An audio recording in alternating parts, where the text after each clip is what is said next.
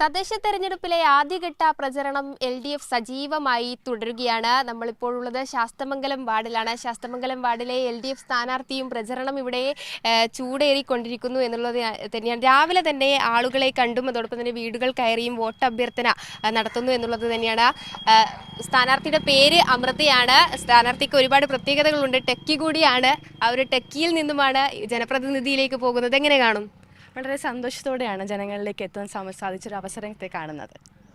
ഇനിയിപ്പോൾ നമുക്ക് ഈ വാർഡ് തിരിച്ചു പിടിക്കാനാണ് നമ്മുടെ മുമ്പിലുള്ള പ്രധാന ദൗത്യം എന്ന് പറയുന്നത്. അതിനേക്കായുള്ള എല്ലാ ശ്രമങ്ങളും നടത്തുകയല്ലേ? ഉറപ്പായും നമുക്ക് തന്നെ തിരിച്ചു കിട്ടുന്നുള്ള നല്ല ഉറപ്പുള്ള വിശ്വാസത്തോടെയാണ് പൊയ്ക്കൊണ്ടിരിക്കുന്നത്. നമുക്ക് തന്നെ ആയിരിക്കും ശാസ്തമംഗലം വാർഡ്.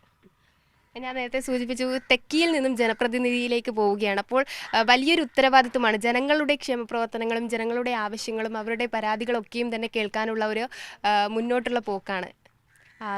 ആദ്യം തന്നെ ഞാൻ പറയാം, ഞാൻ ഇതിലൂടെ പ്രവർത്തിച്ചിരുന്ന ഒരാളാണ്. അപ്പം ഞാൻ ബാലസംഘത്തിലൂടെ ആയാലും കോളേജ് യൂണിയൻ്റെ SFIയുടെ ജനറൽ സെക്രട്ടറി ആയിട്ട് പ്രവർത്തിച്ചിരുന്നു.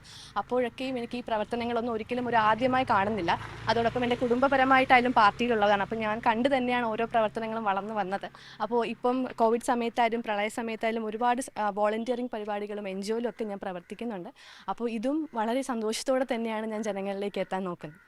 അതോടൊപ്പം തന്നെ ശ്രദ്ധിച്ച ഒരു കാര്യമാണ്, ഈ സ്ഥാനാർത്ഥി പട്ടിക വന്നപ്പോൾ കൂടുതലും യുവാക്കൾക്ക് അല്ലെങ്കിൽ യുവതയ്ക്ക് പ്രാധാന്യം കൊടുത്തുകൊണ്ടുള്ള ഒരു സ്ഥാനാർത്ഥി പട്ടിക തന്നെയായിരുന്നു. അമൃതയെ സംബന്ധിച്ചിടത്തോളം ആ ഒരു പട്ടികയിൽ ഇടം പിടിച്ച ഒരു യുവ നേതാവ് കൂടിയാണ്. എങ്ങനെയാണ്? വളരെ സന്തോഷം തോന്നി. കാരണം മുതിർന്ന നേതാക്കൾക്കൊപ്പം നമ്മളെയും പരിഗണിക്കുന്നതിൽ ഒരുപാട് സന്തോഷവും ബഹുമാനവും ഭയങ്കര ആത്മവിശ്വാസത്തോടെയാണ് നമ്മൾ നിൽക്കുന്നത്. മറ്റൊന്ന്, LDFനെ സംബന്ധിച്ചിടത്തോളം തെരഞ്ഞെടുപ്പ് ഒരു കടമ്പയായിരിക്കില്ല. കാരണം വികസന നേട്ടങ്ങൾ എണ്ണി എണ്ണി പറയാനുണ്ട്. 10 വർഷത്തോളമായി വികസന മുഖത്ത് തന്നെയാണുള്ളത്. എന്തൊക്കെയാണ് ആളുകളിലേക്ക് എത്തിച്ചെല്ലുമ്പോൾ ആളുകൾ നമ്മളോട് പറയുന്നത്? ഒരുപാട് നല്ല വികസനം, നമുക്ക് എണ്ണിയാൽ തീരത്തുന്ന വികസന പ്രവർത്തനങ്ങളാണ് കഴിഞ്ഞ 2 വർഷ കാലയളവിൽ പിണറായി സർക്കാരിൻ്റെ നേതൃത്വം നടന്നുകൊണ്ടിരിക്കുന്നത്. നഗരസഭയായാലും ഒരുപാട് നല്ല സ്മാർട്ട് സിറ്റി പദ്ധതികൾ, ഒരുപാട് പദ്ധതികളിലേക്കാണ് എത്തിക്കൊണ്ടിരിക്കുന്നത്. അപ്പം ഭയങ്കര നല്ല റെസ്പോൺസാണ് എല്ലാവരിലേക്കും കിട്ടുന്നത്. ഇതിപ്പോൾ എങ്ങനെയാണ് പ്രചരണങ്ങളൊക്കെ? ആദ്യഘട്ട പ്രചരണമാണ് രാവിലെ തന്നെ ഇറങ്ങുന്നത്. രാവിലെ ആദ്യഘട്ടം ഓൾമോസ്റ്റ് കംപ്ലീറ്റ് ആവാറായി. വീടുകളിലേക്ക് കയറുന്നുണ്ട്. അപ്പോൾ ഈ വീടുകളിലേക്ക് രാവിലെ വരുന്നുണ്ട്, പിന്നെ ഉച്ചയ്ക്കും വരും, പിന്നെ വൈകുന്നേരം പറ്റുന്ന സമയങ്ങളിലെല്ലാം ഞാൻ ജനങ്ങളിലേക്ക് കാണാനാണ് ശ്രമിക്കുന്നത്. തീർച്ചയായും കൂടുതൽ സമയവും ജനങ്ങളെ കേൾക്കുക, അവരുടെ പരാതികൾ അറിയുക, അത് ഉറപ്പായിട്ടും അത് തന്നെയാണ് ശ്രമിക്കുന്നത്. എല്ലാവിധ ആശംസകളും നേരുകയാണ്. Thank you.